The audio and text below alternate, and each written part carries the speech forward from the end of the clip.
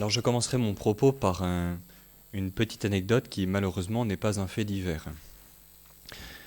Le 18 février 2017, le vaticaniste Giuseppe Rusconi rendait public un entretien réalisé avec le père Arturo Sosa, préposé général des Jésuites. Entre autres affirmations, ce dernier déclarait, je cite, qu'il serait nécessaire de commencer une vraie réflexion sur ce que Jésus a vraiment dit. En effet, affirmait-il, à l'époque de Jésus, personne n'avait de magnétophone pour enregistrer ses paroles.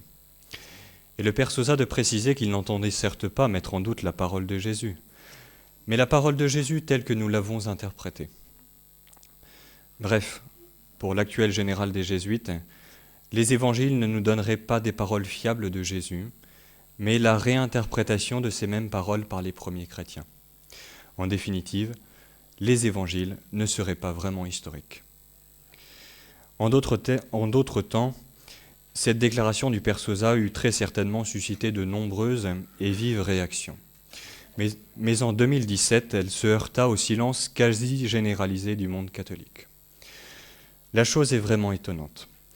Comment expliquer que le général des Jésuites, successeur de saint Ignace, ait pu tenir de tels propos pourtant directement contraires à la pensée magistérielle ?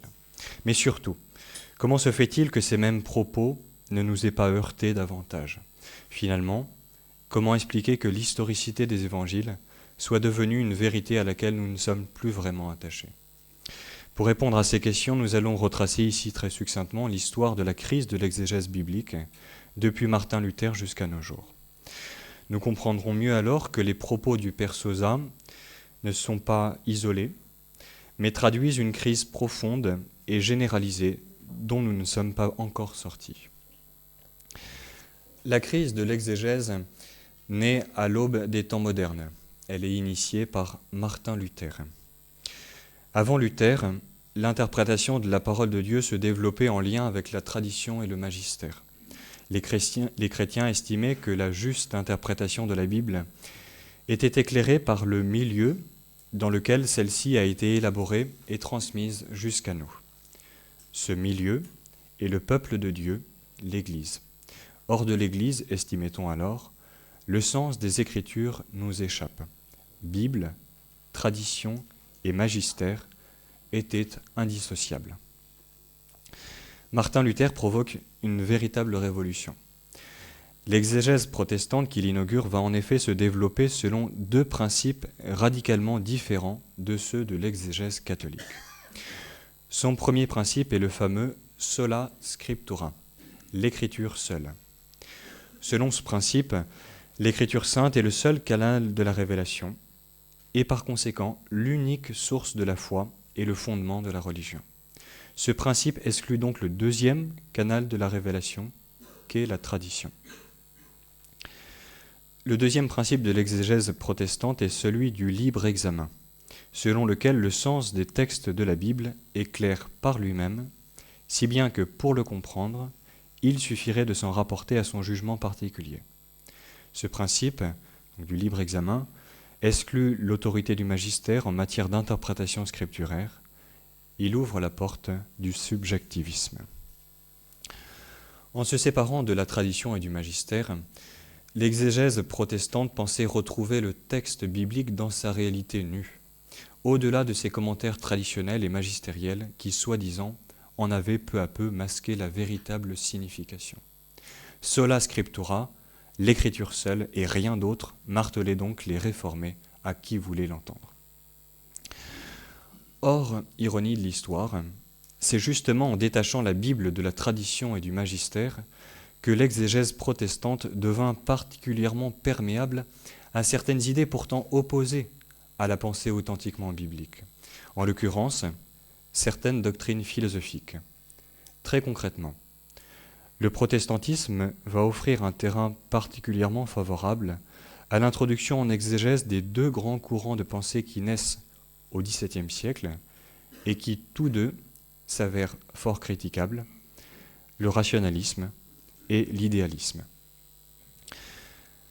Ainsi, faute d'avoir perçu l'importance d'une lecture ecclésiale de la Bible, c'est-à-dire d'une lecture de l'Écriture sainte sous la conduite de l'Esprit Saint qui agit à travers l'Église et la tradition, Les exégètes protestants, à la suite de Luther, ont provoqué une révolution profonde dont les effets se font encore sentir aujourd'hui.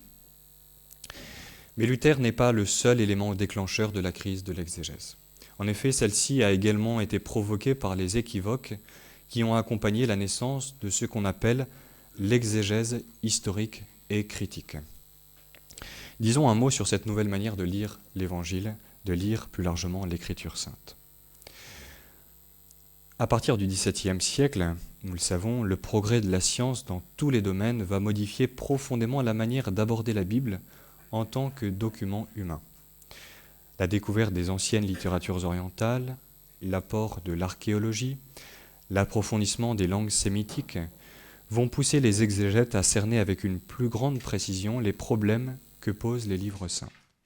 Les règles et les méthodes de l'interprétation biblique vont se perfectionner peu à peu en s'efforçant d'assimiler l'effort de rigueur scientifique.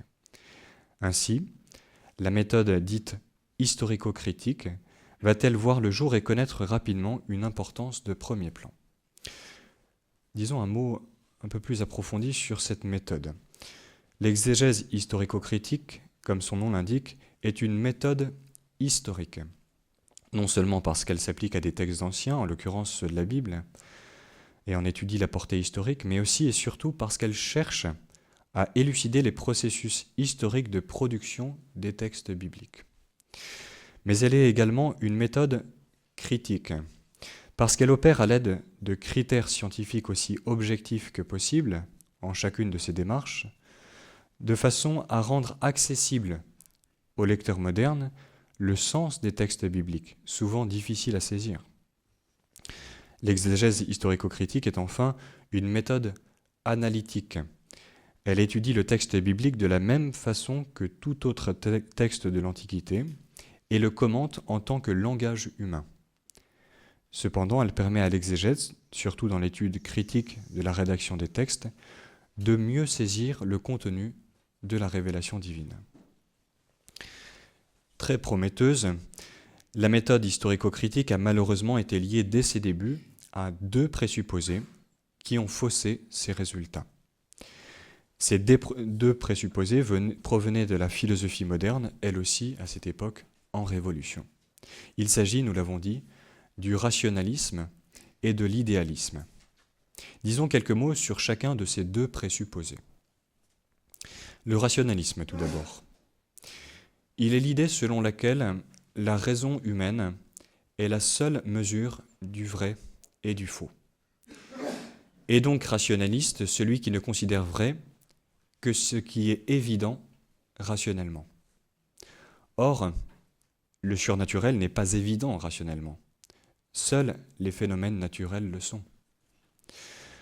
À partir du XVIIe siècle, l'heure est donc à la chasse aux préjugés et aux croyances. L'Écriture sainte elle-même n'échappe pas à cet examen critique universel. Convoquée au tribunal de la raison, la Bible est condamnée pour irrationalité puisque par bien des aspects, ces récits excèdent les limites de la seule raison. Les rationalistes en concluent donc qu'une lecture vraiment historique et critique de la Bible ne retiendra d'elle que ce que la raison vraiment scientifique peut admettre. Le rejet du surnaturel, soit l'idée d'une intervention de Dieu dans l'histoire sainte qui transcende les limites de la nature, est alors considéré comme un présupposé indispensable à toute lecture vraiment scientifique de la Bible. L'exégèse historico-critique fut donc dès ses débuts très marquée par le rationalisme, quand bien même, disons-le et insistons sur ce point, elle aurait pu et elle aurait dû s'en détacher. C'est ce rationalisme de principe qui conduisit nombre d'exégètes historico-critiques à nier en bloc à la fois l'historicité et l'inhérence, la vérité des évangiles. Ainsi, pour ne prendre qu'un seul exemple, Ernest Renan, qui affirmait dans sa préface de sa vie de Jésus publiée en 1895, je le cite, « Par cela seul qu'on admet le surnaturel, on est en dehors de la science. On admet une explication qui n'a rien de scientifique, une explication dont se passe l'astronome, le physicien, le chimiste, le géologue, le physiologiste, dont l'historien aussi doit se passer. Nous repoussons le surnaturel par la même question qui nous en a fait repousser l'existence des centaures et des hippogriffes. Cette raison, c'est qu'on n'en a jamais vu.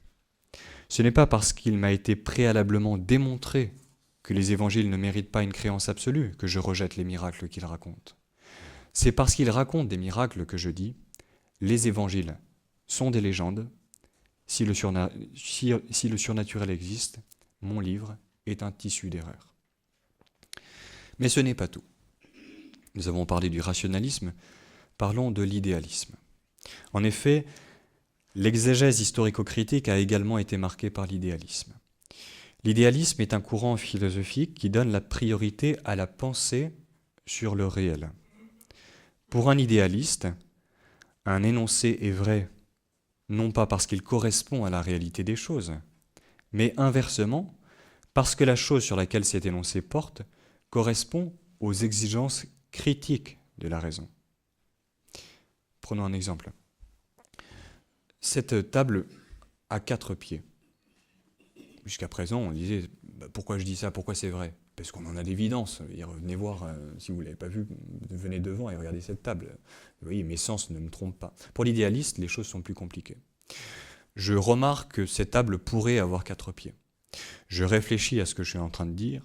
Dans mon esprit, je me demande si cet énoncé, cette table à 4 pieds, est conforme aux règles critiques de la raison qui ont été préalablement définies avant toute expérience sensible.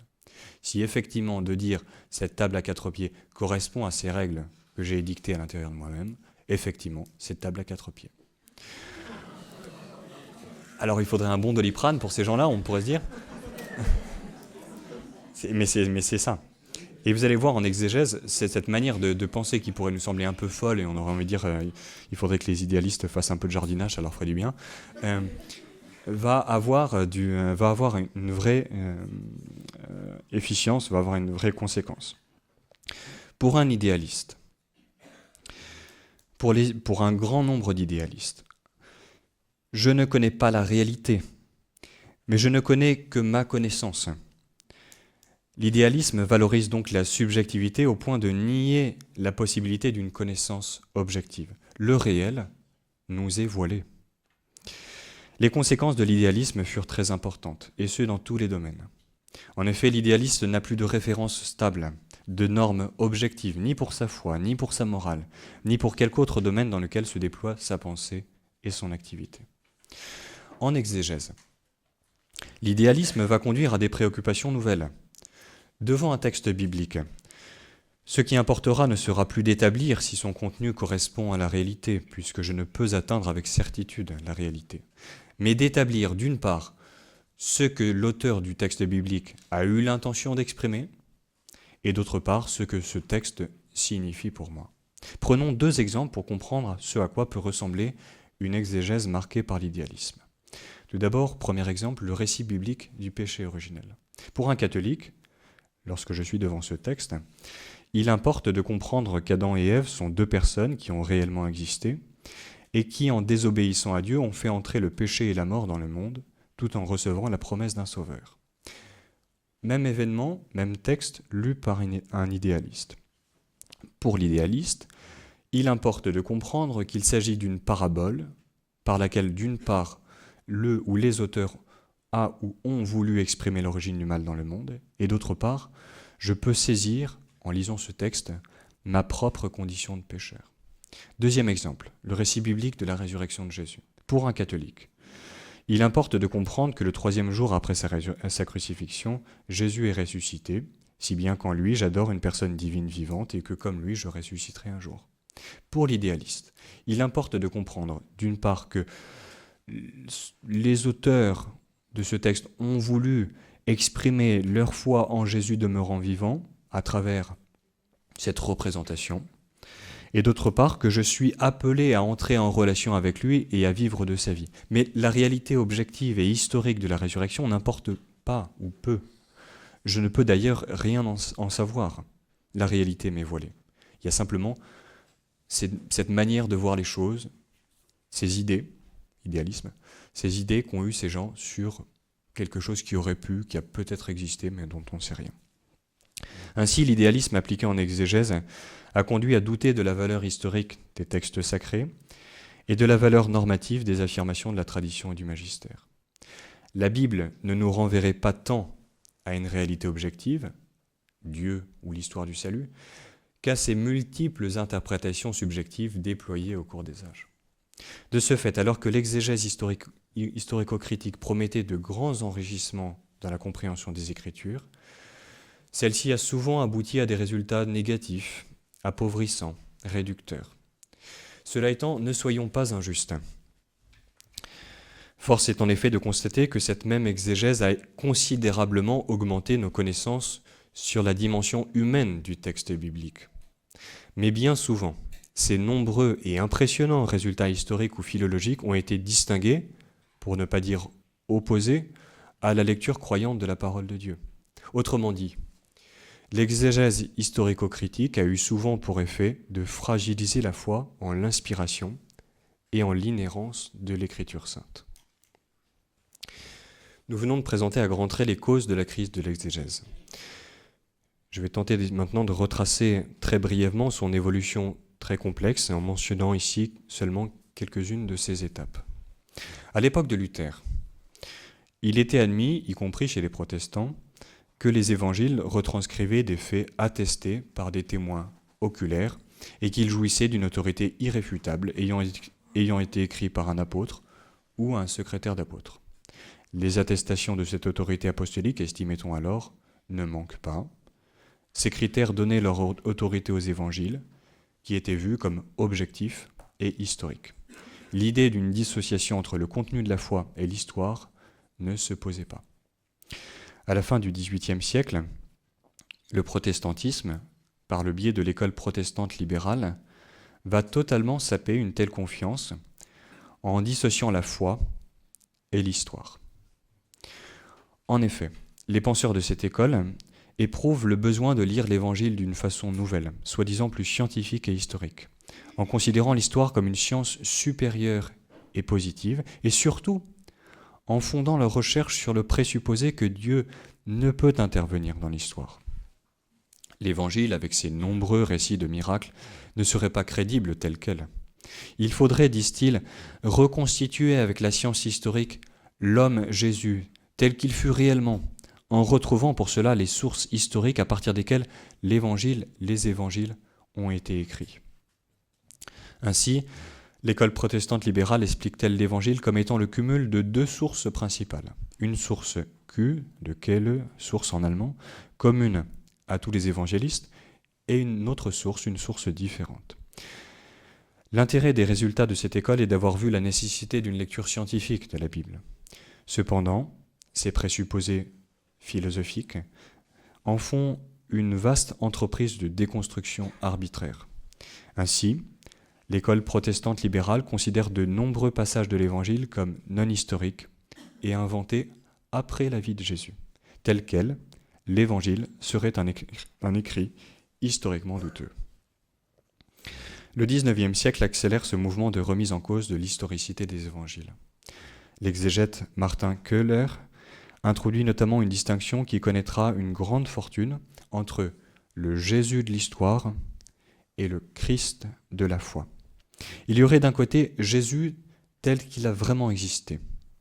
De l'autre, il y aurait le même Jésus tel que les communautés chrétiennes l'ont pensé, comme Christ, Verbe fait chair, etc. Tout ce qu'on professe dans le credo, en fait. Or se pose ici un problème. Si la foi dans le Christ est une construction des premiers chrétiens à son fondement historique, peut-elle être crédible ? Peut-on croire en des choses qui n'ont pas vraiment existé ? La question rebondit avec le célèbre Rudolf Bultmann, qui inaugure l'école de l'histoire des formes. Cet exégète reprend la théorie des deux sources en lui adjoignant le principe de la créativité de l'Église primitive. En étudiant la tradition orale, il semblait être sorti des apories de l'école libérale. En réalité, il va définitivement dissocier la foi chrétienne et l'histoire. En effet, alors que l'école libérale espérait encore retrouver le Jésus historique, Bultmann détruit ce qui pouvait rester de confiance en la possibilité d'une telle reconstruction. Ce qui compte désormais à ses yeux, c'est le kérygme, la foi dans le Christ professée par les premières communautés chrétiennes, et non l'existence historique de Jésus. Pour Bultmann, la foi m'engage à trouver le sens de ma vie, mais ne prétend pas me faire connaître quelque chose qui s'est réellement passé. Il faut donc, dit Bultmann, réinterpréter la foi en la démythologisant, c'est-à-dire en notant d'elle tous ces éléments mythiques que les premiers chrétiens ont ajoutés à la personne historique de Jésus. La foi est un cheminement existentiel plutôt qu'un ensemble de données objectives. L'école de l'histoire des formes, donc initiée par Bultmann, étudie l'Évangile pour identifier, classer, décrire de petites unités littéraires. Cette critique littéraire a un but historique, connaître les sources, les milieux de naissance et l'évolution de ces formes, pour pouvoir réinterpréter ce qui n'est que création des premières communautés chrétiennes. L'exégèse de Bultmann, qui va susciter de nombreux émules dans le monde catholique, nous a donc conduit à une meilleure connaissance des formes littéraires, stylistiques, et donc à une meilleure compréhension de l'intention des auteurs bibliques. Mais cette exégèse, parce que fondée sur le présupposé idéaliste, selon lequel les premières communautés chrétiennes n'ont pas pu nous transmettre la réalité des faits historiques, mais seulement une interprétation de ceux-ci, cette école donc dissèque l'Évangile, ruinant finalement sa crédibilité. Les premières communautés chrétiennes s'interposent entre nous et Jésus comme un écran opaque. Leur témoignage n'est pas fiable. Les évangiles sont donc des écrits du passé qui ne nous parleraient pas tant de Jésus que de la manière dont les premières communautés chrétiennes ont compris sa vie et son message. Concluons. Aujourd'hui, la crise de l'exégèse dont nous venons très brièvement de présenter l'histoire est encore loin d'être surmontée. Cependant, et ça fait du bien, cette situation de crise n'est pas inéluctable. En effet, on se rappellera que le Concile Vatican II a donné aux exégètes une feuille de route très claire. Dei Verbum affirme qu'une lecture de la Bible dans une perspective à la fois historique et authentiquement chrétienne est possible. Le XXe siècle n'a d'ailleurs pas manqué de grands exégètes catholiques qui ont tenté de réconcilier l'exégèse historico-critique la plus scientifique avec la foi en l'historicité et l'inhérence des évangiles. Pensons par exemple aux Français Henri de Lubac, Ignace de la Poterie, André Feuillet, René Laurentin, Claude Tresmontant ou encore Jean Carmignac. En Allemagne, plusieurs exégètes ont également travaillé dans une même direction, tel Joseph Ratzinger dont nous allons bientôt parler. Bien sûr, nous n'entendons pas canoniser la pensée, tous les aspects de la pensée des auteurs que nous venons de citer. Il reste cependant que ceux-ci nous ont montré, par l'exemple, ce que l'exégèse pouvait nous donner de meilleur, c'est-à-dire une intelligence plus pénétrante de la parole de Dieu qui s'est adressée à nous dans l'histoire par des intermédiaires humains. En exégèse se vérifie donc d'une manière éminente le célèbre mot attribué à Pascal, « Un peu de science éloigne de Dieu, mais beaucoup de science nous y en ramène ».